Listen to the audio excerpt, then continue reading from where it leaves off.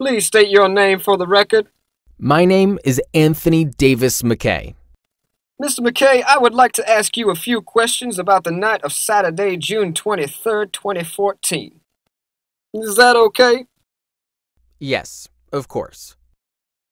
Now, what were you doing when the defendant walked into the bank? I was withdrawing money from the teller. I had just filled out the form when I noticed him from the corner of my eye. And then what happened?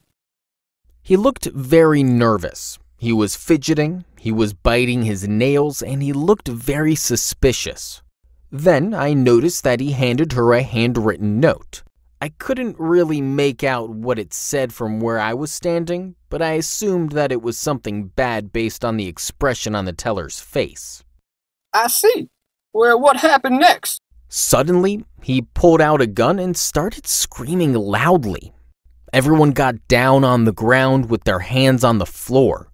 We were all scared for our lives. Then he started shooting, and he kept yelling, "Put the money in the bag or I will shoot you." I was too frightened to look up. I just kept praying that he didn't shoot anyone.